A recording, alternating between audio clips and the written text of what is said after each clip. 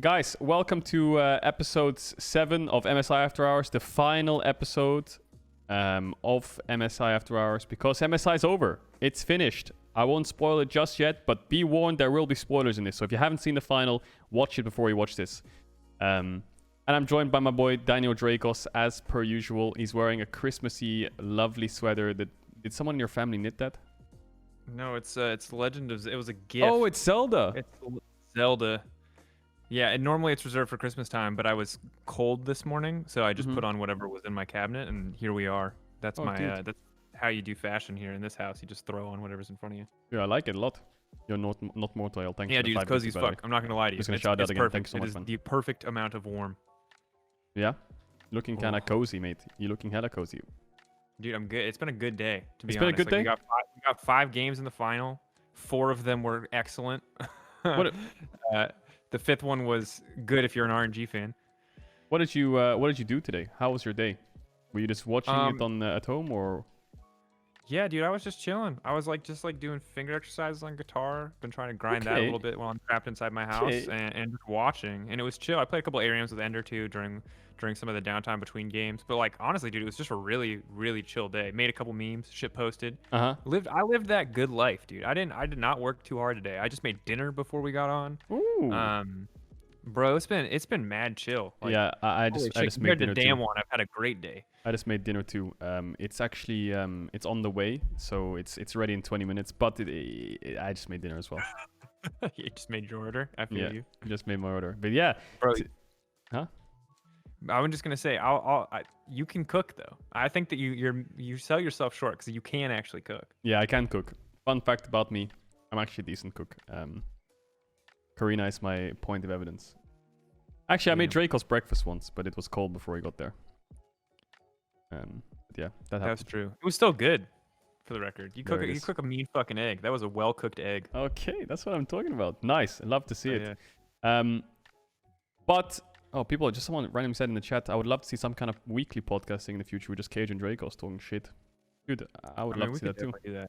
Yo, but it's real talk. As soon as I am out of this quarantine, me and Caedrel are getting in a fucking hot tub, so you will not have to wait that long. It's not going to be a weekly occurrence, but there's going to be some hot tub. We're going to do a mukbang stream too. Free. And a mukbang stream. We're going to do some burger flipping. Dude, you want to do a cosplay stream as well? Bro, I'm so down. You have a Rakan cosplay, right? Yeah, but we got to do better. We got to do better than that. I got my French-made Nidalee one. Yeah?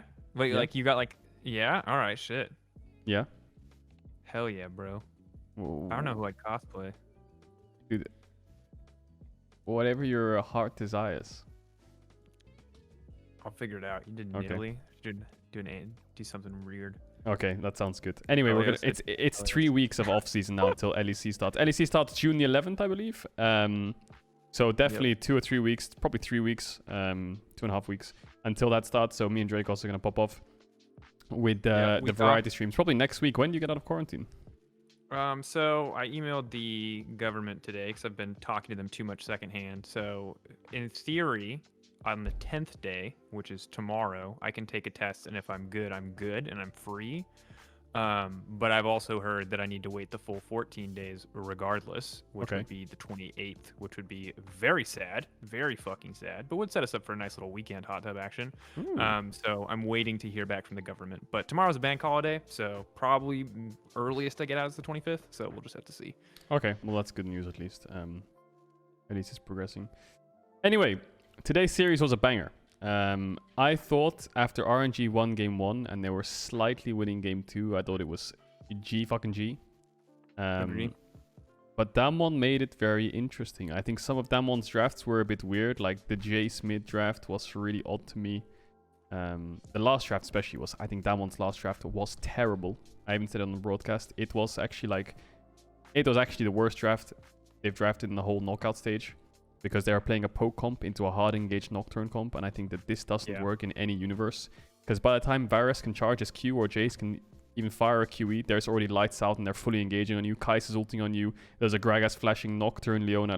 Man, I really didn't like that draft. Well, and I think the big thing that bothered me about that draft is that outside of, for the most part in the early game, Damwon, while they were often pulling ahead in gold because Canyon was just power farming, they were usually very far behind in kills. And Poke Varus is fucking broken. Don't get me wrong. Like lethality Varus, Halo Blades is incredibly lane dominant. It does good shit. But like once it falls behind, especially with the Tom Kench, you're just like a sitting duck. Because then if you want to even play the game League of Legends, you have to queue the wave to clear the wave, which means you have no queue for a couple seconds to actually fight, to actually trade in any meaningful way. And it's just like you saw very quickly like how fast that pick can become useless if you fall behind. And sadly, the same thing is true of Rumble. Rumble falls behind, he doesn't get Night Harvester early, and in this comp, he has no additional CC to set him up outside of a Varus ultimate. Like their entire composition just was like the biggest flip.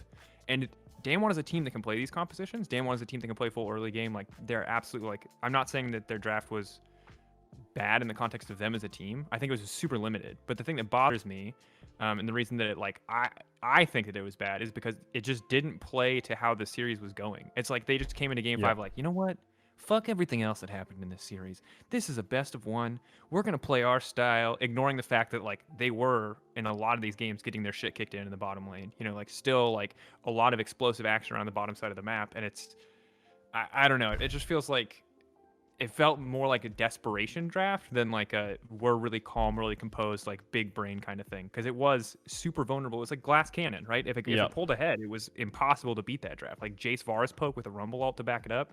G fucking G. But if you fall behind at all, you're just like, hello Nocturne. Hello Gragas. Like, fuck. Do you want to know a fun fact? I actually realized this. But Gala played 5 games of Kai'Sa and Wei played 5 games of Udyr. No joke. They played 5 games of those champs in a row. That's crazy to me. I didn't really think about that. But I think a cool thing to think about here that actually sounds really odd is the better draft won every game. Which sounds really like it, and the question answers itself in a way, but in most cases, sometimes winning drafts actually lose. But you look at game 1, I think Lucian into Akali, already winning lane. You had Kai'Sa Nautilus. I think RNG's draft was really good. Game 2, you look at Damon's draft with the range advantage that they had with Xerath, with Morgana shielding the Tristana, Leona. I think their comp was better. And then game 3, I think that the double AP mid jungle into Ryze was really bad. The Nocturne pick had no follow-up, and you're relying on skill shots for engage on Morgana, Syndra, Thresh. So I think that RNG's comp was better. And then game 4, Damwon drafted Nidalee, Renekton, Aatrox, Tristana. It's like the most god comp ever. I don't know why Renekton was even up and why RNG didn't ban it on red side. And then game 5, I think they choked the draft. You're playing a poke comp into hard engage. So I think this finals is a good representation of... There's a small draft diff going on, but I think blue side, the reason we saw the draft diff is because blue side is so broken. Blue side is better at drafting every single time because there's no real counter picks to mid. You can always target bang, and you always have first selection on the OP. Yeah, I think there's in general not enough meaningful counter pick matchups in the meta right now to justify a priority on red side. And first pick is almost always better than 1-2. Because it's like you get priority on the junglers, right? And then maybe they take a bot lane, maybe they take jungler plus something else, but then you almost always get the other really OP bot lane. And you can see it like every single game. I mean, definitely in RNG games where Udyr is just first picked, and it obviously feels like it generally impactful, but like RNG game 1, they get Lucian.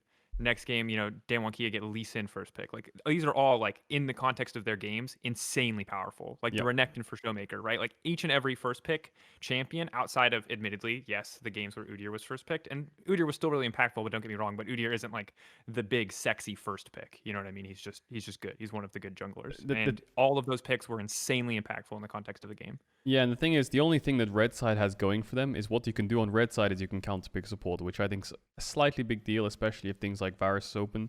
If you can get like a Tahm Kench into Leona or Nautilus, then you have a winning matchup. But most of the time, it's just going to be Leona, Rel, Nautilus, Alistar, and it's going to be an immediately engaged matchup, and it's all about the ADs, right? So it's more about team fights, not so much in the 2v2s. So that's the only real thing red side is going for them, so that's why it's weaker. And also, red side counter picks are not valuable. You know, if I blind pick a Nocturne mid or a Gragas top or a Jace mid or, I don't know, anything along those lines, there's no real hard counter unless they blind pick something a bit ridiculous and you counter it with something a bit ridiculous, right? If you blind pick Syndra, an obvious Syndra counter is like Echo, but is Echo really good in the meta right now in a fast-paced meta about early game and Drakes? Not really, because he needs 2 items to win on side lane, so...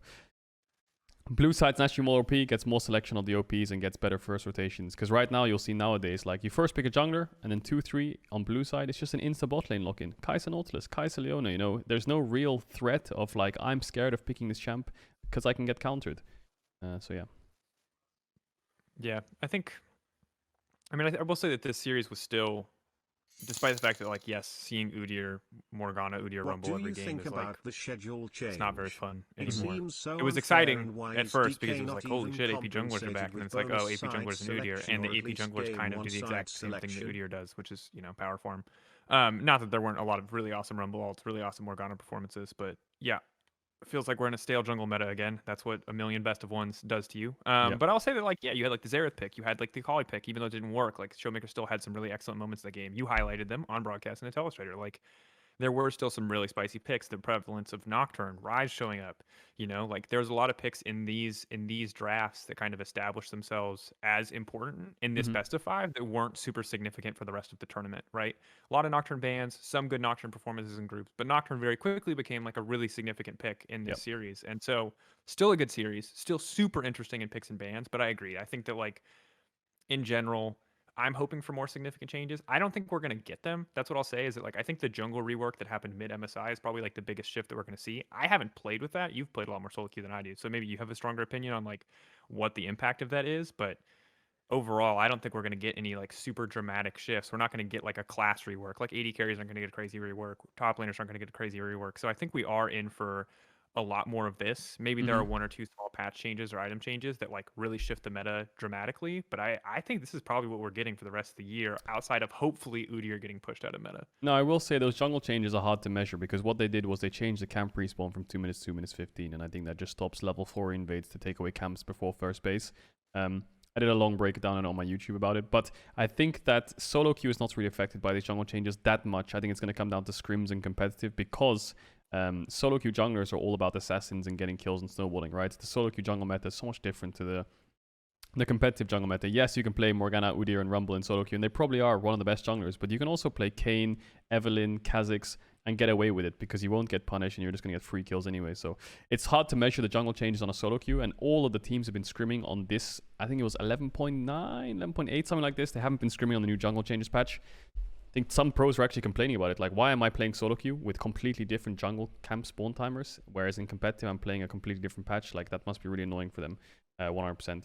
But still, that's what they had to deal with. And I think that we won't really see the true changes yet of this jungle meta. But I think it could shake things up. I think early game junglers like Volibear are a lot less punished by the farming junglers if they're picked.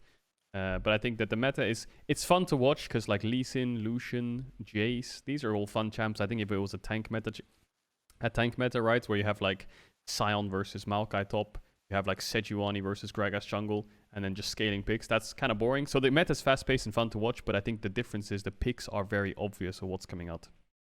Yeah, I think the big thing for me is it's just like when jungle meta is ganking junglers, like, it's probably way, and you can attest to this or not, you can agree with this. In my eyes, it's probably way more boring to be a jungler because you're kind of just a dog for your laners. But those are also the metas where your laners get to play crazy shit. Like, those are the metas where the Aurelias come out and the, you know, and the whatevers come out because it's so much easier to play these kind of coin flip lane matchups when you have someone who's standing by to come in and fuck shit up. When you're not playing for your jungler, but your jungler's playing for you. And that's, again, 2019 League of Legends is my fetish. Like, this is what I live for, not just because G2 were good, but because, like, outside of funnel, the meta for the entire year was just like Akali Silas matchups, you know, like and crazy shit that you could pick into those. And that was like, Yone wasn't even in the fucking game yet. Like, imagine 2019 with Yone. Like, those would be some fucking wild shit. Like, that's what I want more of. And I know that it probably sucks to be a competitive jungler in that environment, but to me, jungler's ganking is the most interesting thing a jungler can do from my perspective. Like, yes, there's obviously these big fucking mastermind jungle pathing things that you can do that are like, that I will appreciate, that are dope, but like, killing people is what I give it. I don't give a fuck about CSing. Like, good jungle pathing is just fancy CSing. Like, congratulations. Like, you're a fucking 5-head genius.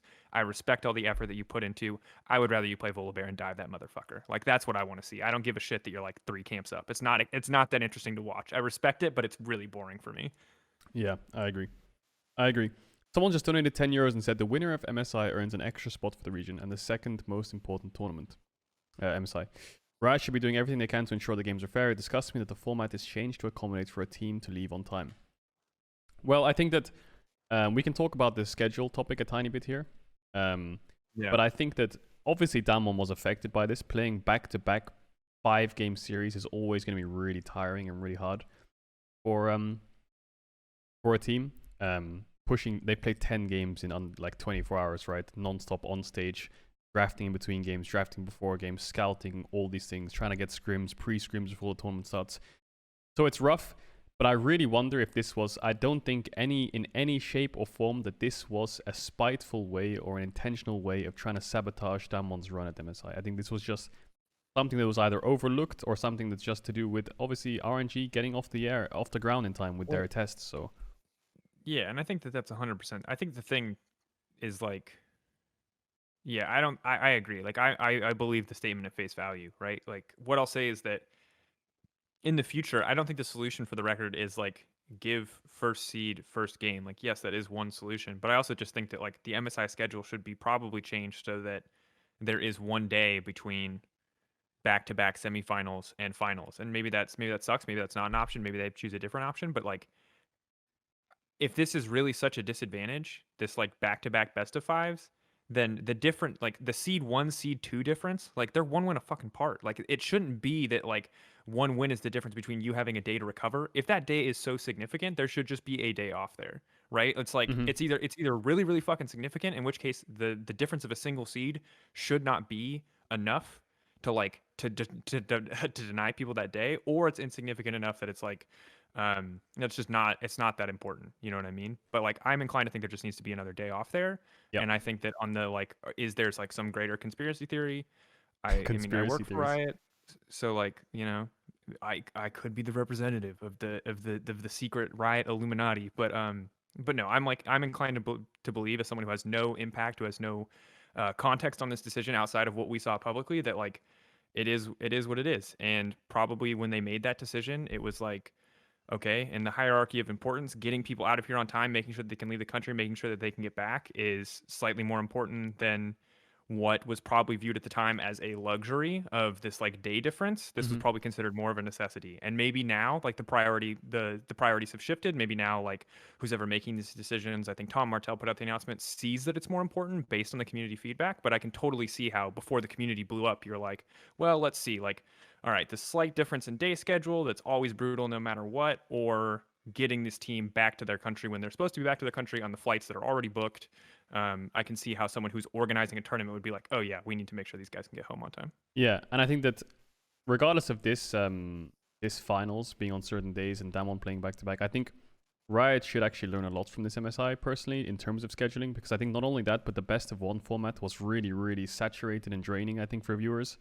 We talked about this on the last one, but I think there's a lot for Riot to take away in terms of like competitive integrity, in terms of the best of one, the best of fives in the semifinals and the schedule. The best of ones overinflated in a sense where it's just way too many games, 75 something best of ones non-stop into straight Rumble, into straight knockout stage, like the Rumble 1 straight into Rumble 2, like a couple days off. There really wasn't much time for players to kind of breathe and get some room to take a break. And then the day, like you just mentioned, like having a day break in between like the yesterday's and today's games would be really crucial as well, because that would help out at least the team that's not finishing first, because then they would have at least one day off to take a break, you know. And stress is a really big factor, burnout and all that stuff. Really interesting topic. Yeah. But yeah. Yeah, I mean, ultimately, like, it sucks for Damwon. I can't say, if they say it's a big deal, I believe that it's a big deal for them. It sucks that they couldn't, it sucks that that affected them, and you know, I didn't hear their press conference, maybe they talked about more or less about how it did affect them. It sucks that they felt like they were really slighted by that. It sucks that it happened. Like, I still think it sucks, right? Like, while I understand the decision-making process, I'm not going to tell you that it was like the best decision in the world or that it didn't have an impact, right? And just hopefully next year can be better, because I agree, this MSI out like that. You're highlighting the best of ones, and I think that's the bigger issue to me. Like, this single day thing is like, yes, one instance, but like for me, playing MSI is so much harder now for a major region team, because like all the minor regions that start in stage 1, most of them don't make it out, right? Like, so they play their best of ones and then they're done. And usually in play-ins, it's the same case. Like, one team is going to go from play-ins all the way to group stage and then maybe all the way to bracket stage. And that's like their heroic run. And those are the odds that they're up against. But now all of our teams, including our number 1 seeds, play the same exact run. And obviously that's great. If you want to watch more Damwon Kia, there's more Damwon Kia. But the downside is that Damwon Kia now has to play, and we talked about this last night too, just a shitload of best of ones. It's fucking brutal, dude. Like, it's also, as a viewer, again, last time, because we said this so many times, I feel like a broken record. Like, it's so, like, at Worlds, Yep. you know, like, it's it's okay to have some of these teams in the play-in seeds, like because by the time they're in groups and then they're into bracket stage, by the time you get to bracket stage, you haven't seen any of these teams play each other. So bracket stage, the shift from play-ins to groups to bracket stage, every single shift is fucking hype. Whereas the shift from round 1 to round 2 was not hype at all. No, for it me. wasn't. It was just like, here we go again, And I think the reason for that, I think the biggest reason for that is because everyone kind of knew what was going to happen anyway, It was like, in the groups, everyone kind of had a good idea what was going out. The only real hype moments were the upsets, like DFM almost beating down on all this stuff. That was really fun to watch. And then in round 2, it was only really fun to watch Cloud9, to be honest, in a sense. Or like, not fun to watch Cloud9. Obviously, Mad upsetting RNG was awesome, but like the run of Cloud9 was the most interesting topic in round 2, and PGG taking them down, because these were upsets. These are things that people didn't expect in a way, right? And I think that's what's the most fun about these best of ones. But the best of ones of just watching Damwon stomp Pentanet for the 6th time or the 5th time, or RNG, whoever it wasn't great to watch. Obviously, there was loads of cool storylines, but I think the best of ones were just so draining, non-stop, back-to-back, same things expected. Yeah, I think if it was the old format, it would have been fine. We would have been hyped for that group stage because it's been the first time that we'd seen all those teams play. There would have been so many questions about, hey, what's their interpretation of the meta? But like, you'd seen it already, right? And that's the thing. It's like, I think round 2 was probably really good. I think if we'd come into round 2 and just skip round 1 entirely, me and you, and watched it with fresh eyes, we would be really excited about it. I think it's just the fact that round 1 came before it and was like kind of a slog, like was difficult. And I think that PGG, while I'm really happy that they made it through, right? Like that's definitely one of the flaws of this system, or the difficulties of this system, is that like that's a spot where we would have expected the VCS. And maybe it's a different story because the PGG story was fantastic. The PGG performance in the Rumble stage, however, was not. Like upset was an absolute fucking banger and probably made the whole thing worth it from my perspective. The fact that they beat Cloud9, like, goddamn, we're gonna talk about that forever. But at the same time, like, watching these guys come into games in the main stage of an event and just get their shit kicked in 7 games in a row is not it for me. You know what I mean? Yeah. Especially when the schedule was like, you had like a really insane game 1, and then 2 slugfests, and then an insane game 4, and then 2 slugfests, and then an insane game 6. It was just like an up and down roller coaster for like 2.5 weeks straight. Also, Hong Konger donated €10 again and said, thank you both for answering my question. You're my favorite casters. Much love, man. Thank you so much for bringing up that topic. Thank you for donating €23. You're absolutely nuts, man. Wait, you donated €30. What the hell? He said, I agree, it's not intentional, but the reason they need to leave it on time is just not seem justifiable. It's a format change and they should have done everything to make it fair. RNG deserved the win, but now it makes the win look a bit dirty. Yeah. I mean, yeah, people are going to take it that way, for sure. Thank you so much for donating €33. But yeah, it does look a little bit dirty. But yeah, but if like RNG had complained and said like, hey, like playing double back-to-back best of 5s is like totally shit and we don't want to deal with this, if they complained about it too, would the justification that their second seed have been enough for people? Would it just be like, oh, your second seed, that's just what it is? When like third seed, or in this case, I guess 4th seed, Mad in this case, if they had beaten Day 1, would have gotten an extra day as the 4th seed, as the worst team to place out of the group stage, they would have gotten an extra day of prep. Yeah. So it's like, I think the day off to me is the solution in the future, and maybe it just doesn't work out that way. But like, I just think that like you shouldn't get an extra 24 hours just because you finish one place above, and it'll feel better in group stages where it's really clear that one team is like, when one team 8-0s or whatever, or 6-0s or whatever the fuck to get out. But like when it's neck and neck and it's very close, then I think it's just always going to feel bad to me. Yeah. Were you watching? I can't remember which game it was. Game 1, I think it was, the Elder Dragon fight, where RNG got it, but there was like this Elder Dragon bug controversy where it's like, wait, how did he actually kill them? I think it was Ghost actually taking them down, and then Gala dying with the Elder Dragon buff even though they were low. Do you remember that? Yeah, I can't remember the exact clip, but I remember the Elder Dragon was not working because like, was it Khan who lived when he absolutely shouldn't, like Khan Scion, right? That lived when he should not have lived at all. Like he was just like clearly past the threshold and he just somehow survived. Now, on this topic, because a lot of people in chat are asking about it, I was watching it in slow-mo, in very slow-mo, with a few of the VS guys, VS, I can't remember, I don't know, VHS guys, whatever it is, when it's like video, EVS, that's it, EVS, which is like the video kind of team. Looking at it in slow motion, I think what happened was, because Elder Dragon has an animation, I think it didn't go off because he died before the execute animation came off. That's my conclusion. I haven't delved insanely deep into it, but that's what I looked at and could see from the first couple of clips looking at it. So yeah, that was my take. Someone says that people did a deep dive into it. I'll have to check I what mean, the I'm just conclusion like, was on that though. ultimately, like, to me, it's like it is an issue. It should be looked into, but ultimately, like, RNG were the ones harmed by Yeah, it, right? and they RNG were the are the one who ones won who won anyway. the So series. yeah. So it's easy to look past. Like, definitely not that it's not a BS thing. Obviously, bugs like that are really frustrating. I don't know if it was a known bug or not, but eh. Yeah. Eh. Anyway, today was an interesting day. I think it was an interesting tournament, to be honest. There were so many cool storylines. There was like the rise of the LCO, making it to round 2, taking down Cloud9. Yeah. There was the flop of UOL in round 1. There was the rise of DFM in round 1, where it's like, whoa, when this team gets their main support, who's actually also an import, when when Steel gets his residency and they can get the 3 Korean lineup that they want in summer, maybe they're gonna be insane at Worlds. And then in round 2, you had like Mad beating RNG, C9 beating Damwon, like so many cool stories. Yeah. I mean, I think that my favorite is still the Pentanet story, but I agree. Mhm. There's a lot of things that caught me off guard, like UOL falling out. I know that they, in general, the region looked weaker this year for the LCL, but I'm like excited to see what they can do when they come back. The fact that their 80 carry was writing his master's thesis during a tournament is still the fucking craziest thing I've ever heard. Like, probably a bad choice if you want to perform, in my opinion, but like, good on him. The god of multitasking. Um, Kanye West had to have something to say about his ability to focus on 2 things at once. What? It's a very weak reference.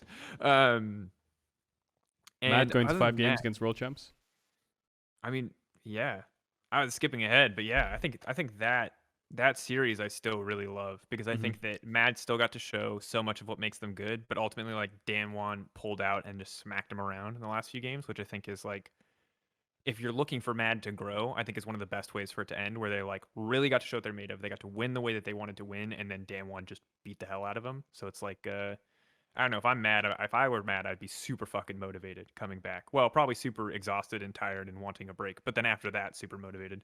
Mhm. Yeah. Great MSI. I think I was saying this on cooldown, sorry. LPL and LCK now have 4 teams at Worlds, both of them. Yep. Now, LCK doesn't worry me too much because I think like Genji and SKT are decent, but I think Damon's just like up above.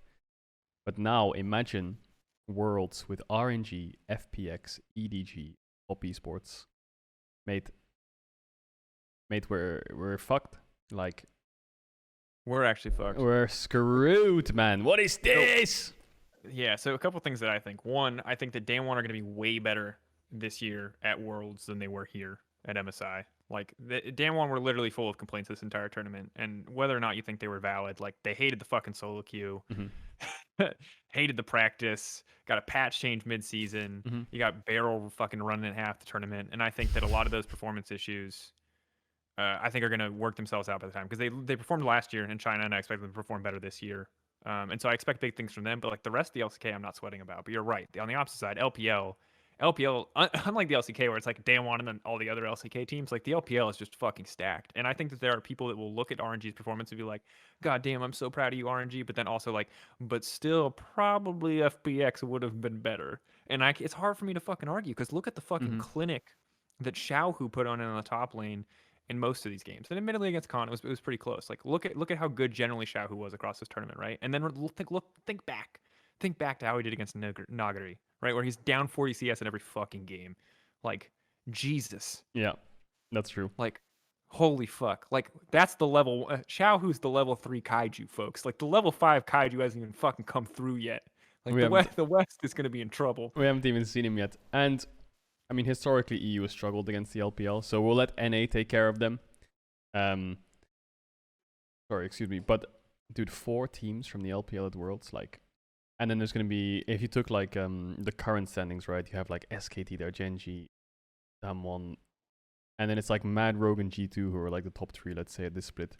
Just standing there like, oh, shit. EU and NA gotta hold hands. Like, EU will take care of Korea. NA, you guys take care of LPL. Maybe we can make it work, you know, but... Oh my god. I mean, the thing is like, who the fuck is even NA's 3rd seed? Is it TSM? Like, NA is gonna have a hard time. Dude, the way you said that sounded so toxic. Who the fuck's NA's 3rd seed? Is it TSM? It is toxic, and I'm sorry, I just don't know who it is because it's like very clear. Like Perks even talked about, there's this C9 TL rivalry. Like those two teams are gonna push each other to grow, and then what? Yeah. And then what? And I'm looking forward to who's gonna show up. But like when you look on the other end, when you look at LEC, right? You're like, G2 is the immediate team that you put to expect to be there, just because, if not for history, for just raw talent that's present on that lineup, right? But like, come on, how are you gonna ignore history? But then there's also Rogue, right? And then if you're a Fnatic fan, maybe you really believe in the rebuild. Now, I think that's probably too much for Fnatic, but even without Fnatic in the picture, that's already 3 teams that you're like, all right, these teams are gonna fucking compete, you know? Because Rogue already had some good moments last year. And then Mad have obviously redeemed themselves with this performance, and G2's fucking G2. So that's our 3 seeds. Like, we're good. It goes to 4, obviously it gets a little bit sketchier. I'm less confident. But even just those 3 seeds, I feel pretty good about what EU can bring. For NA, yeah, it's 1, 2, and then somebody. But EU didn't just have one team at MSI this time around. They had the whole region behind us. Dude, RatIRL was taking out Gala, but Gala still won. Like, RatIRL was like, he had Gala's face in solo queue, and he was...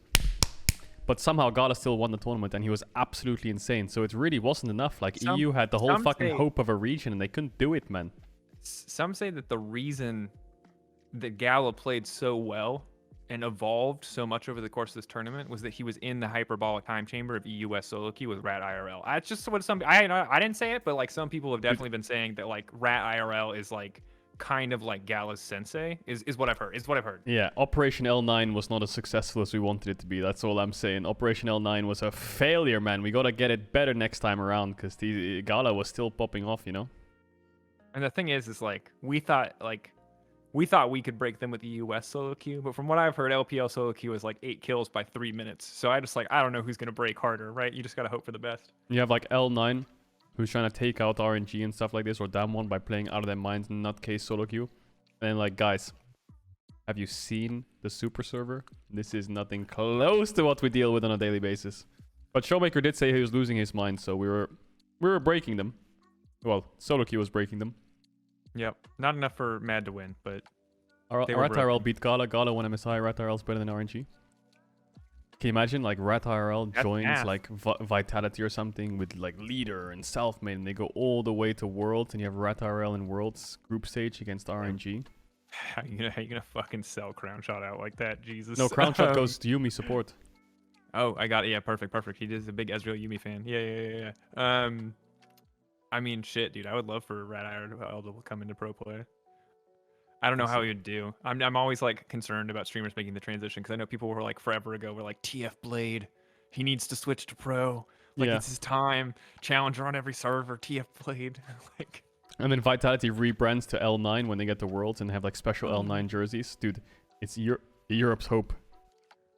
Oh my god. That'll be nuts. They're all taking Mandarin classes so they can flame on the super server. Yeah, just like learning all the insults. They're like, hold on, we need to do this right. We can't just type in it. Like, we are gonna flame. Yeah. Like, flawless Mandarin. Just flaming them. I think they would like, honestly, you put those 3 players on a team, and I would probably give up a month's salary to listen to their team comms. Like, it would just be so good. You could never air it. Enemy bot lane is fucking cancer bad. Come bot, we can dive them. Oh, I'd love to hear it. Oh, like flame each other a little bit as well. What the fuck, man? You're griefing me. No, dude, I'd love to hear it. I would love that. This team would actually do insane, I think. For a given top lane? Okay, dude. Okay, that's a step too far. That would be a bit too nuts, because then you have like 380 carries on the team. Crown Shot, Rat, and Forgiven. And Selfmade will play his Grave Jungle as well, mate. You have 4 marksmen. This is a dream. This is the streamer dream team.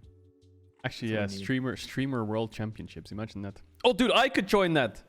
You could join that. I could join the streamer world championships. I'd be pretty cracked for on the streamer tier list for sure. True, I would be up there. Can EU win?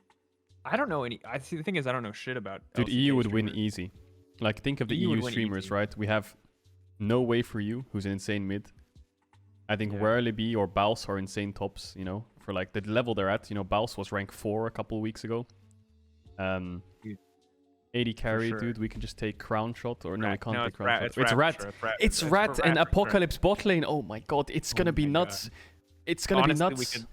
The greatest switch up of all time would be like to bring Nemesis back for the fucking for the All-Star. Nemesis is fucking cracked, dude. So If Nemesis came back, it would be like, it's not even worth playing. I think it's over before it begins. He's adapted the strategy from the Korean servers. Yeah. He was the secret agent the whole time. He's Nemesis, bringing Baus, it back. Rat, me jungle, maybe Apo support or something. Dude, the game's lost for any region in the world. It's unplayable. Dude. Oof. That's what I want. I want the streamer highlights. Yeah. I need the massive trash talk that we'd get from a tournament like that. Okay, well. Wow, we got really off track, didn't we? Yeah, we did. But MSI's over, dude. MSI was fun. I think we've celebrated a lot. The rise of PSG. There was loads of cool storylines. But now it's looking forward to Worlds. I wonder what Worlds is going to be like. I really wonder what Worlds is going to be like. I think we're in trouble. Not that I think E will get better. I think Mad will get better. I think Mad getting better will help level up the region. G2 will get better. Everyone's going to get better. Like, I think our region will get stronger. I think it's really good that we saw the performance that we did. I think it's really good for us that this tournament happened essentially on home soil for us, so we got to scrim a lot of these teams. Or at least G2 did. I don't know about any of the other teams. Presume G2 and Mad did. We'll see what the status is with the rest of the teams. But that said, yeah. LPL, I feel like it's scarier every year. But as I say that, they do also always find a way to get like only one team through the tournament. So maybe we won't have an LPL finals. Maybe we will get the Copium. Maybe we can beat the LCK and face the LPL in the finals and get 3-0'd again. Copium. Maybe we make it. I saw a meme today of Super Copium. That was really funny. It was like the Copium, but his eyes were like way more red, and it said Super Copium instead of Copium, where it's like the biggest stretches. I think that's a Super Copium angle. That's what we need. That's what we need. Anyway, should we have a bit of a... Do you want to have a controversial talk? How are you feeling? You feel like being a bit spicy? Maybe some little off-season rumors here and there? Oh god, I'm so down for that. I was like, you down for that? I'm always sweating when you say controversial. I'm like, oh. I am employed by Riot Games. So just remember there's a limit to how controversial... Wait, before we begin, thank you, Arisen, for the 2 months. Welcome back, Pog. Thanks for the 2 months Prime. And someone donated €5 and said, what do you think of the Captain Flowers holy shit reaction? Thank you, Hulse, for the €5. It's fucking great. I tweeted about it. It was fucking fantastic. Yeah, it was fucking great. Honor Captain Flowers. Him and Isaiah popped off today. Captain Flowers, I think, best play-by-play in the world. The dude's a fucking monster. And I say that as a play-by-play caster, so keep in mind, I'm like probably the most qualified person, one of the most qualified people in the world to have that fucking opinion. I believe that, and him and Isaac Azael today absolutely fucking crushed it. Yeah, dude, they were insane. They fucking had a fantastic cast today. It was an absolute banger. He doesn't get fined for swearing on broadcast, right? Does he? No. I didn't get fined when you say fuck. Like generally, like what happened to me when I said fuck in the H2K game was like they're like, hey, it made sense in the moment. Don't do it again. Yep. Also, like that's their biggest concern. If you swear and it doesn't make sense in the moment, then they're just going to instantly be like, "What the fuck are you doing?" Because it didn't make sense. It wouldn't. If let's just say he said, "Holy shit!" like randomly, one you might have not have noticed it because it would have just been random and like, "Come on, shit! How about a shit? Really?" But it just has to make sense in the moment. Because if it's really jarring and it's really out of place, like you just call someone a fucking idiot right in the middle of a cast, they'll be like, "No." And no, they can't. I don't think they can fine you unless there's some secret part of your contract where they can like blah blah. Unless there's some like secret fucking ninjutsu fucking bylines in anyone's contract. They're like, your employers don't fine you. Like that's generally not how your employment relationship works. Like, could they have docked his pay if he like damaged something? Yes, but there's no technical financial loss there to be recouped. So I think it would be a stretch for a fine to be incurred. They could reprimand him, could count against him. But they would never, no one's getting fucking fined, and I don't think anything bad is going to happen to Flowers for saying shit on broadcast. It just seems very unrealistic to me. Yeah, I agree. HK, that was fucking beautiful. What an iconic moment. What an iconic moment. What a legend you are. I remember watching that as a pro and getting goosebumps. I can't even believe that was a regular season game, dude. It was so crazy.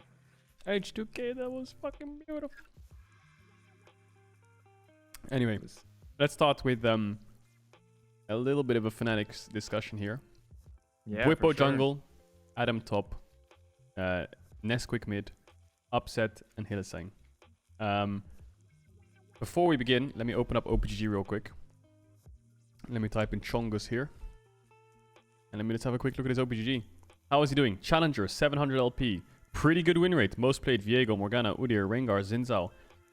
seems to be absolutely grinding jungle for his life. He's definitely going to do it. I'm pretty sure it's confirmed at this point. What are your thoughts?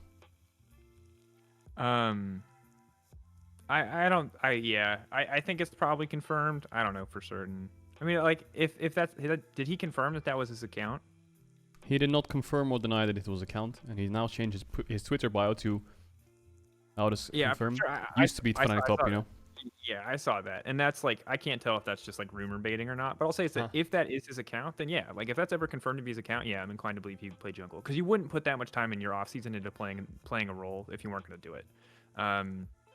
But the big thing is like, yeah, I think the rumors are true. Not because of that account, but I'm inclined to believe that like Whippo probably is going jungle, Adam is going top. Like I did not believe it at first. It was like really way too fucking crazy. Sorry to interrupt you, but he actually posted a picture of his cat and put the name Chongus underneath it, which is the name of his solo queue account. The account was previously playing top lane, and it duoed 5 games in a row with Hylissang. So, with that evidence, I would take a court, and I would definitely fight against the fact that it's his account. I think that it's all but confirmed. Yeah. But until it's 100% confirmed, I'm not gonna. But what I will say is like, I think it's probably true. I think Blippo's going jungle. I think so. That means it's Adam top. And there's what does that mean for Fnatic, right? Is I guess ultimately the question. So Selfmade was fucking good. Oh, he was. I don't know how he worked with the team. I don't know what the fucking dynamic was. I don't know if there's anything more to this than that. But I'll say that him leaving the team, I cannot imagine has anything to do with his own individual performance, because he was a very good individual player. Mm-hmm. Whippo as jungle, Adam is top. I think Adam is probably in trouble, because I think that while he absolutely dominated with K-Corp, I think that like it's going to be a big adjustment to come on to Fnatic, and to come onto a Fnatic with now a role swap jungler also. Like, that is a lot of shit. That is Adam learning how to be a top laner in the LEC, which I think is much more difficult than being a top laner in the ERLs, even though the ERLs are getting more competitive. And I think that also having to do that while your jungler is learning to play roles, because in my head, this is the dream scenario, is that like Whippo is coaching Adam about all these things. Oh, yeah. Right? But how is Whippo going to teach Adam when he's also trying to learn how to fucking jungle? You know what I mean? Like, where, like, if he has infinite time, sure. Like, there's a world where it's like, oh my god, there's like this beautiful synergy. And I do really have faith that Whippo will learn the jungle role, but I cannot expect this Fnatic lineup to hit the ground running. There's just too many. That's such a big fucking change from spring to summer, like both of those changes.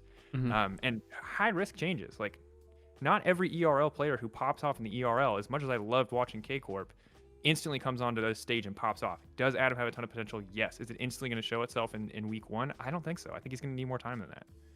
I think Whippo will need more time to learn the jungle, probably. I mean, I think it's good to play jungle in solo queue, but it's a bit different in competitive. But I think him and Hylissang will work together. Will this team... It's really hard to predict what this team will do with these role swaps, okay? I think there's 2 sides to it. I think I've said this before.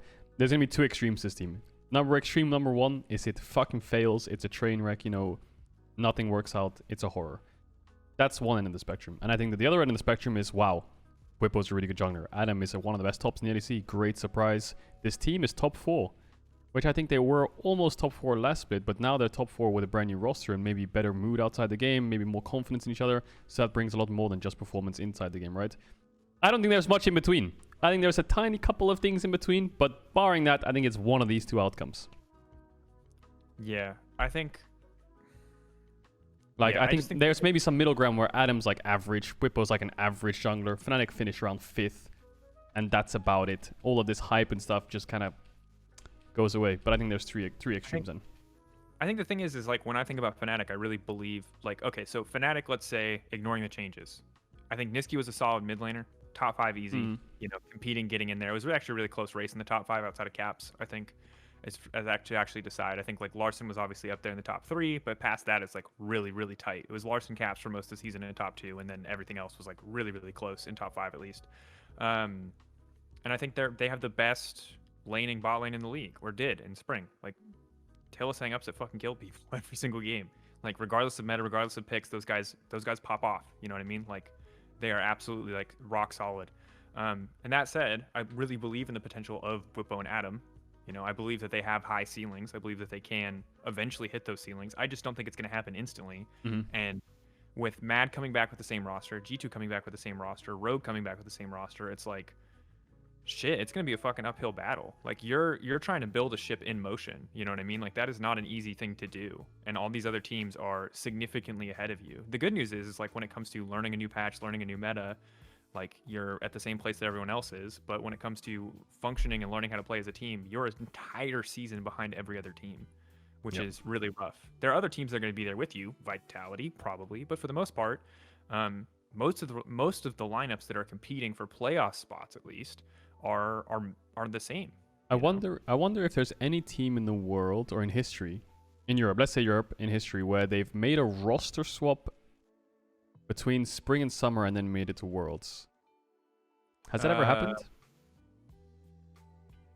I wonder. Misfits, right? Misfits season 1 was Cacao, and they made it all the way to finals, and then they swapped for Maxlor for summer, right? And then Maxlor went to Worlds? Or was that next year that they swapped for Maxlor? Was it spring? I'm talking spring to summer. G2? Did G2 make... Yeah, G2, oh yeah, G2 did as well. Okay, so it's not a big deal then. Yeah. Oh, okay. Cool. I was just curious. It was just G2 random thing that popped into my head. Yeah, Kick is for Vitality as well with Gilius. That was mid-split too.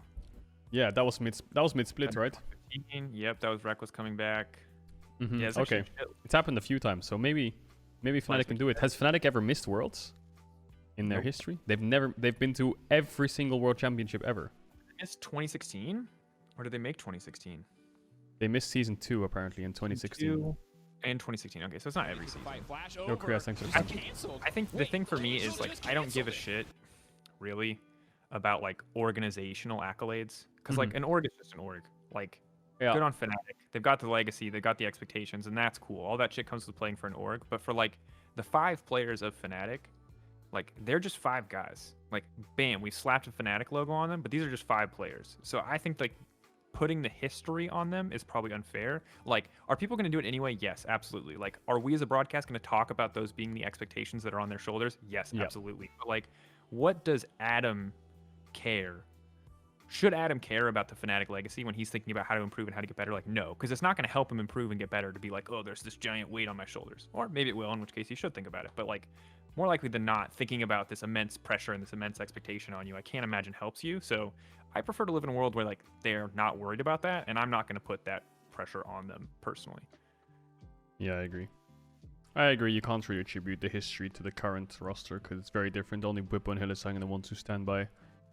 But I still think Bwipo and Hylissang are great players. I think Fnatic have really good players regardless. Upset had the split of his life with Hylissang next to him. And Bwipo was a world finalist, has a lot of experience, must have confidence in the role swap. Adam won EU Masters in his first real competitive split.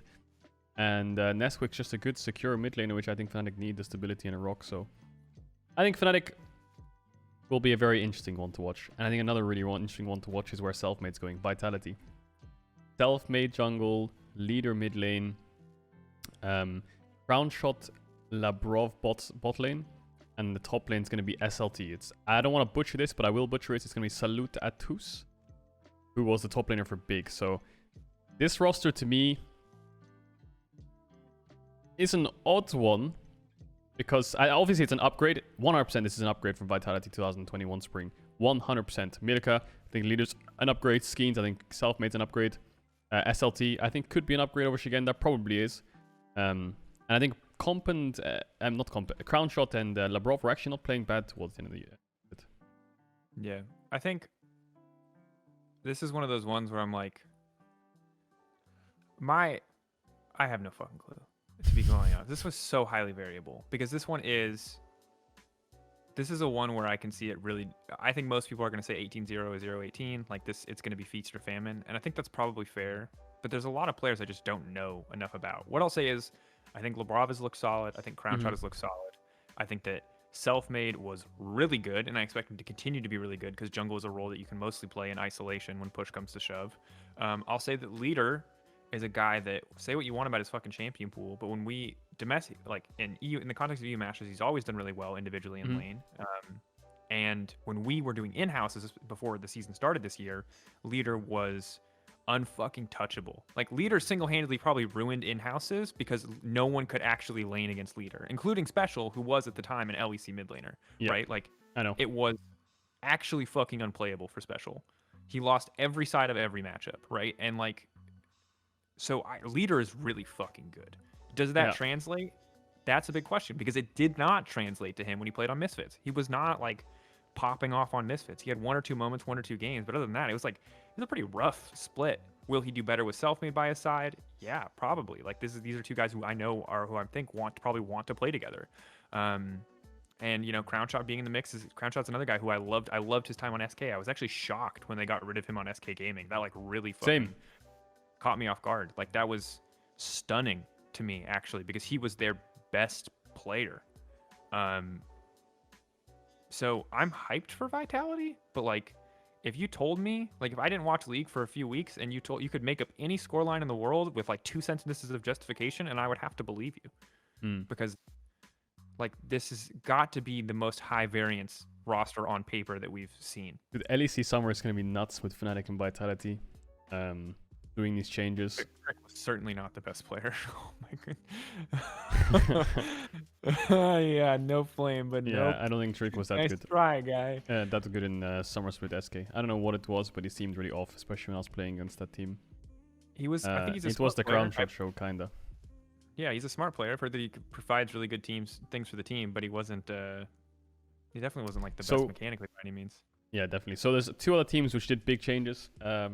Schalke obviously getting rid of not getting rid of Abbedagge, selling Abbedagge to 100 Thieves. Gilius being benched, I think. I haven't heard anything about his future. What he said was he's just going to keep grinding solo queue and stream for the next split. So I assumed he was benched, because then he would otherwise be on another team, obviously. And Kiray's coming in for him, and Nuclear Int's coming in for mid. I don't think we can do too much diving deep in here, because we don't know too much about Nuclear Int, especially. Kiray was on Misfits a little bit. He's had his run in the LEC a couple times in the TCL. But I think... Yep. Kiray is just a really, really good solo queue player. He's been really high elo for the last 5 years. He's been 1.1, 1.2 KLP, top 5 most of the time. Yeah, and I mean, second shot for Kiray. We'll see how he does. I think Schalke... Gilius had some really crazy good games, and he had some crazy bad games, right? Notoriously, his diddly games were crap. And I think that I'm ready to see what Schalke looks like. I think that, frankly, Limit, Neon... are the 2 players that I'm then most excited about in turn on this roster. But I think that losing Abbedagge to me is kind of a death sentence for this team. Because talking to Dylan Falco, and being behind the scenes for that team, and I could be wrong, right? I don't know. Again, we don't know anything. I don't know anything about Nuclear Int.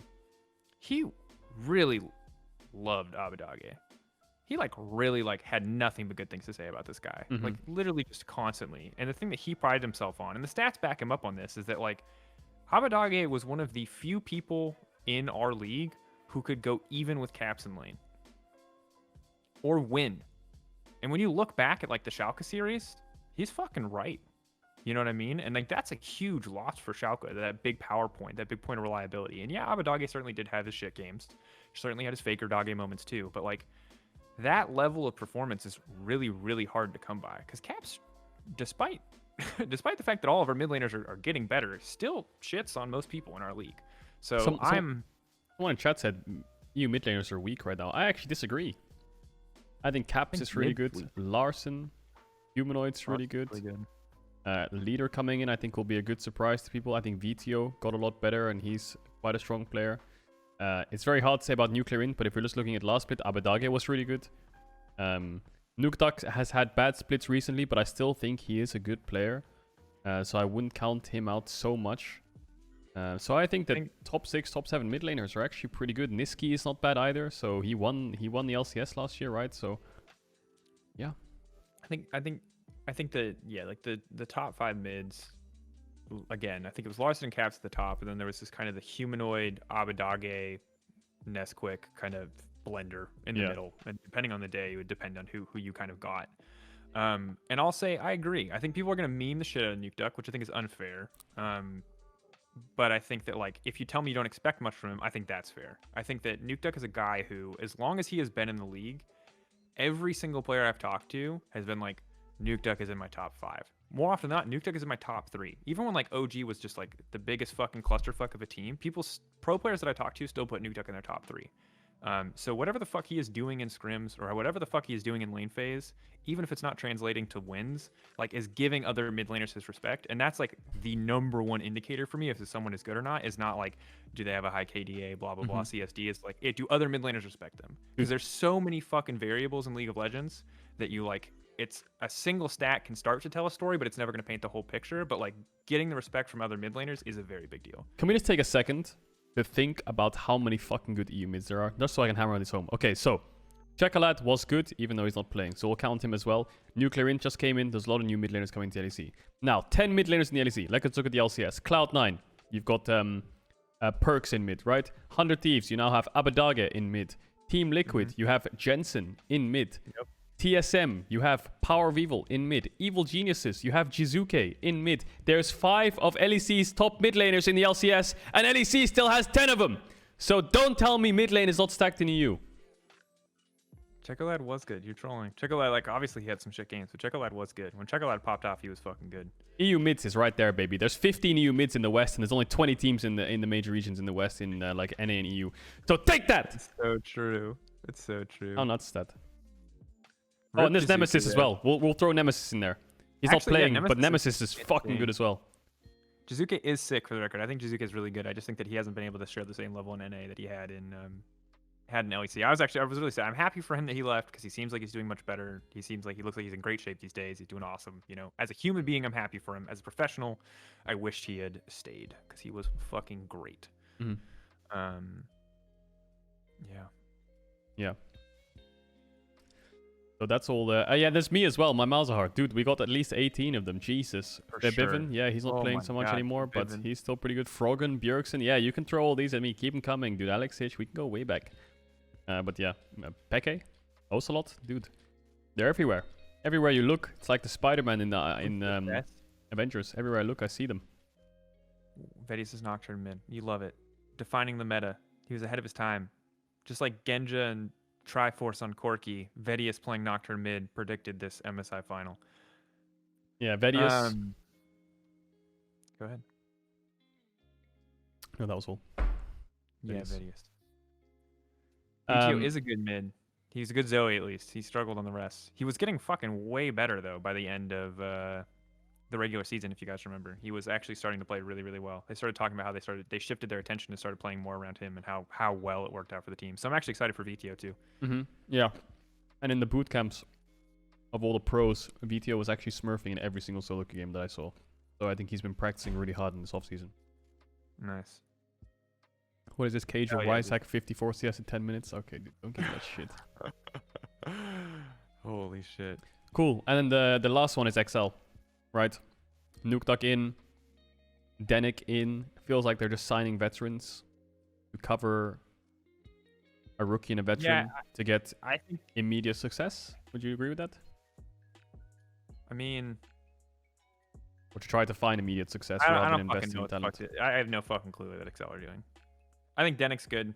I think Denick was a really solid playmaker for Misfits. Like, clearly much more successful than DOS was on the lineup. But, like, I don't know what their plan is here. I have no idea. Because they haven't been able to make it to playoffs, and they're now getting a player who, in his most recent splits, Nukeduck is who I'm referring to at this point, has failed to make playoffs repeatedly. Before that, obviously, he was very good. And so maybe they're just hoping Nukeduck can come back to that same stealing in this environment. And I hope so, too. I hope he can. Because I do think that Nukeduck has a very high ceiling and has continued to have a very high ceiling. But often we don't get to see that. And Denick was good, but is he, like, the make or break here? I guess it depends on how he works with Patrick. But to me, it's like, it's kind of a mixed... I don't know. You picked up a player who hasn't been performing consistently in Nukeduck. And you picked up a player who... Whatever you want to say about Denick's performance, it wasn't really enough to find success on Misfits. So it's like, it's really random. These are really random pickups to me. And there's probably a lot of behind the scenes information that I'm missing. But to me, it's like, it's not investing in rookie talent saying, hey, we're going next year. And it's not investing in known quantities that have been getting to playoffs recently and being like, this is the playoffs push. So to me, this is just really fucking random. It is really weird. I don't know what the plan is. I think if Excel want to give context and try to sell me on something, I could probably be swayed. But on paper, this doesn't lean any one particular way or the other, except that it's very clearly not investing more in rookie talent. Yeah, I don't understand the XL move whatsoever. What I would say is probably the best roster move for them is take Arome and Marcoon from Academy, throw them in the LEC. These two players are fucking good, I think. And then you can throw in the support at Vienne as well. Maybe if Toro was having a bad split, you could also try to pick up Mursa, who's been really insane in EU Masters and was sitting at rank 1 for quite a while, and he's quite young, could be really talented. And then you at least have some kind of trajectory with your roster to the point where you have a lot to work with, you have rookies that you can teach, or Youngbuck can try to implement concepts to help them out. Now, I'm not taking away the fact that Nukeduck and Denik are not good players, right? I think they're pretty decent, but I don't understand the plan here. Is it just, we need to make playoffs, let's make playoffs, these are the best two players we can buy or get right now in the short term, and then we'll worry about next year once we've made it and broken the curse? Because I think that even still, if that's your only idea, then dude, Marcoon or Rome, it's right in front of you. These two players are fucking good, and then just swap out support. If Tori was having a bad split. But people are mentioning the crackdown. I didn't actually watch the crackdown, but someone says, Youngbot says that Nuke is supposed to be stable for top and 80 carry to carry.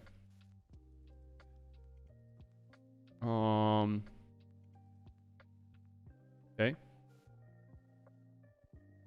Bro. Okay. Is that... I don't know. I don't know. I'll believe it when I see it. All I'll say is if it doesn't work this time around, that's awkward. I don't know what the fuck is going on Excel. I won't pretend to know that I have any fucking clue what's going on Excel. But all I will say is the fail into rebrand into fail again, you've like burned your credibility with me. So they're now in the Astralis camp, which is like, I'll believe it when I see it. I'm not going to undersell you.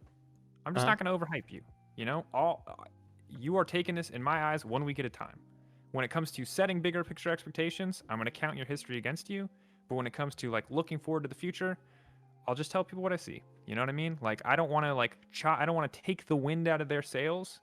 You know what I mean? But I also am not going to bet on this team ever. Yeah. Right? Like, they can change that by kicking ass. But like, at this point, it is a degree of blind fandom to believe in this team, or to believe in a team like Astralis. I think to be like, to set really high expectations for this team. Like, you have to be like borderline delusional, you know, or to have some kind of crazy god level insight or knowledge that I don't have, that you can see something that I don't, or you're like watching these scrims every day and they're smashing G2. Like, there needs to be some information that I am missing here for me to believe in these teams. So in general, I'm just like, I'll believe it when I see it. At this point, it's not. At this point, At this point, it's not hopium or copium. It's I will see it when I will believe it when I see it. You know. Yeah, it's reality. There's no hopium. There's no copium. It's just like, I'm not setting expectations for you anymore. All of these teams have been very good at promising us more and then never delivering. So it's like, Realitium. That's a good one, actually. Youngbuck said Dan's a better version of you. Yeah, well, when Dan can finish above 3 times 7th place me award winner, then we'll see, and I'll see it when I believe it. But he's only finished 8th so far, so he's come close, but he's nothing compared to a 3 times back-to-back 7th place finisher like me. So results speak for themselves. Plus, I just went to the MSI finals today, so I don't know what you're talking about. I mean, yeah, and I don't hold it against Youngbuck to defend his jungler. Like, if he believes that guy's better, he should believe it. I don't have a strong opinion on it. I don't really care if he's better than Caedrel. Also, who fucking gives a shit? I don't even Caedrel's fucking casting. You know, I don't need you to be better than Caedrel. I need you to be goddamn better than self. If he has to say that he's better than a caster, then dude. I don't know. I don't know the context by which that comparison was made, so I can't say if it really makes sense. Maybe it was in the moment last year, which would make the most.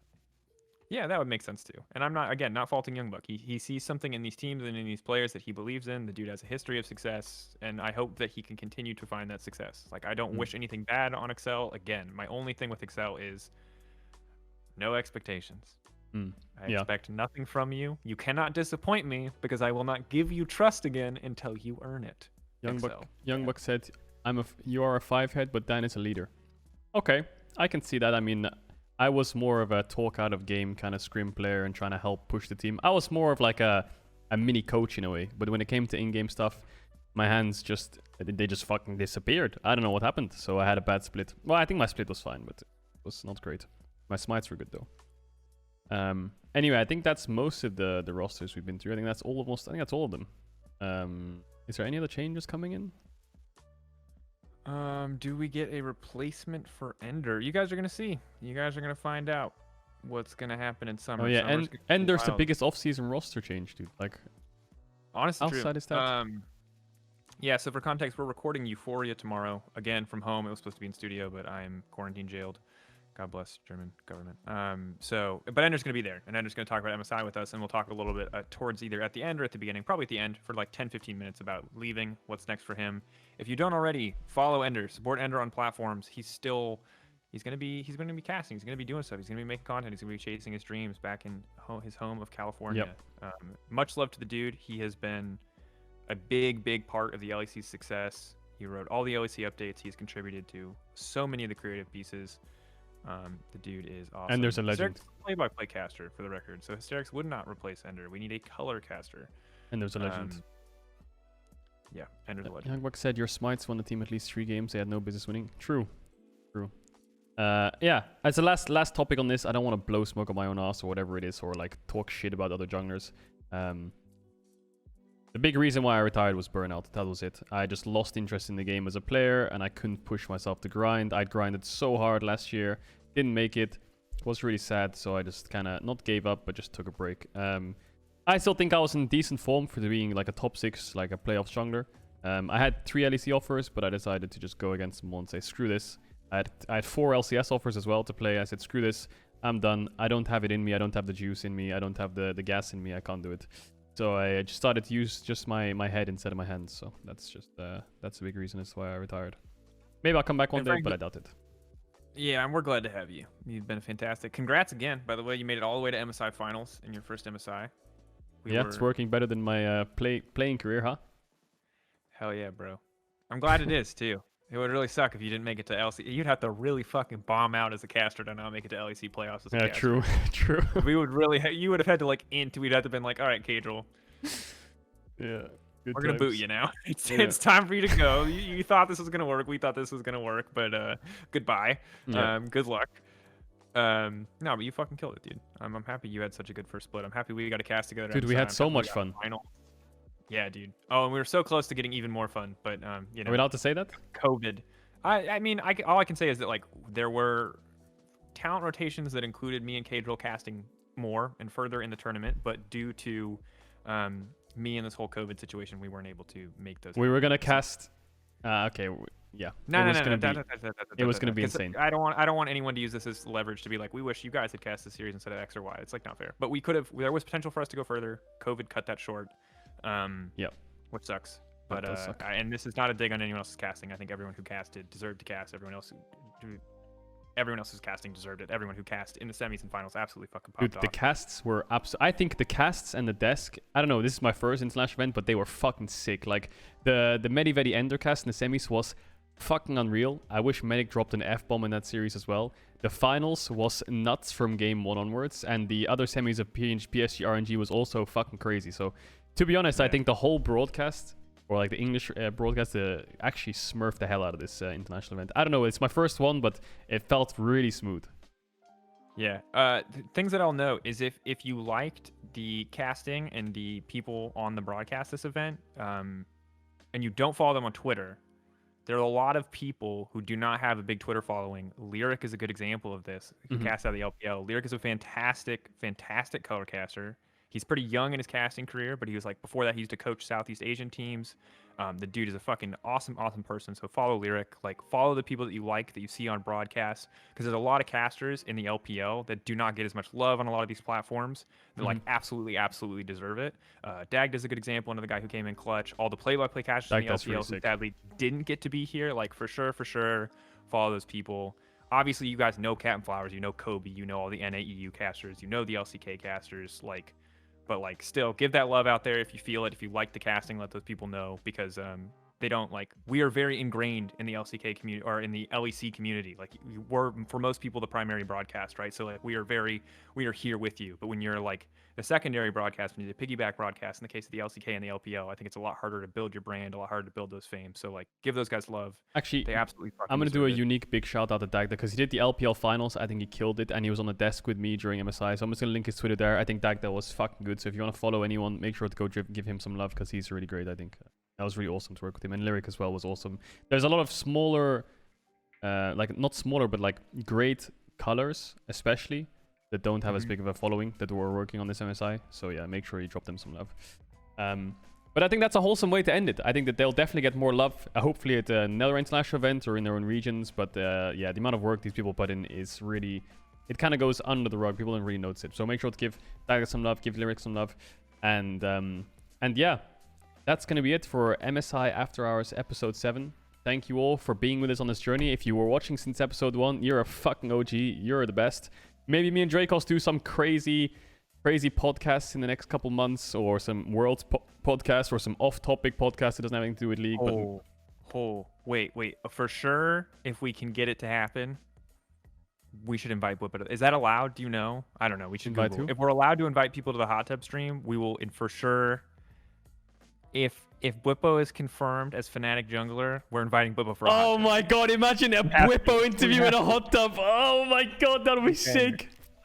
He will probably say no because he is a man with very little free time. If he is actually learning a role, he's also got a girlfriend. He's got his own life. So, like, don't expect it. We're going to ask. All I'll say is we will ask. I will not promise it'll happen. Please do not pressure him. He's got his own life.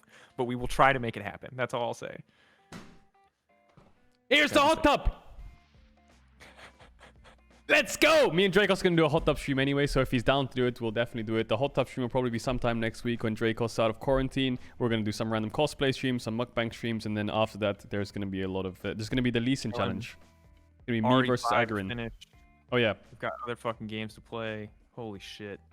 I need to finish Resident Evil Village, and then we're gonna do the... I've got a Lee Sin challenge against Agarin. It's 1 month straight of just pure Lee Sin only. Whoever gets high reload wins. Loser gets 200 subs. I'm gonna murder him real quick, and then after that, we can get back to the good stuff, you know? For the record, chat, I do not have COVID. I have taken a million fucking COVID tests and I am negative, but due to the long... I don't actually know the science. I don't know why I'm trying to explain it to you. Basically, COVID has a long-ass incubation time and can often show up with no symptoms. So to be safe, I have to sit in my home. But I am fine. I feel fine. I have had no positive tests. I am Gucci. I am just being safe as instructed by the government. So I'm good. Don't sweat it. Sweet. Awesome. Well, thank you, Drakos, for joining me on this journey. You're fucking correct. Bro, guys, make sure to give Drakos some love if you're not already following him at Daniel Drakos. He's my partner in crime. He's the B to my Uddy. He's the best. The B to my Uddy. I love it, dude. Yeah, B to my Uddy. So yeah, that was the end of MSI After Hours. Thank you all for being here. Thank you, Gragas, for being a great bartender and giving us all those class drinks. You know, the milk alcohol drinks we're having last night were fucking woo. I was hungover today. Bro, I'm making you a White Russian. Okay. For the hot tub stream, I have to bring you a White Russian because it's actually so good. Dude, we're gonna drink. We're gonna have great food. We're gonna be in a hot tub. We're gonna be in a kids' play pool, which is gonna be turned into a hot tub. It's gonna be great. I don't think it even has to be a hot tub anymore. It could just be a pool. There's now a separate category for pools, beaches, and hot tubs. Oh yeah, we can make it a pool on the beach. Just get some sand. You talk with Karina. I'm no opinion. You get the permission to put sand in your fucking house. I'm down. Dude, first of all, I don't know. I'm doing it in my flat, guys, just so you don't realize. I'm on like the 2nd or 3rd floor, and I'm gonna have a massive pool filled up with water. I need to figure out how to get the water out and stuff. But logistics are fine, dude. I'm sure it'll work. We're fine. We just get a bucket. It'll be okay. Get a bucket. Anyway, guys, thank you for being here. Love you all. Thank you, Drakos. You're the best. I'll see you soon, buddy.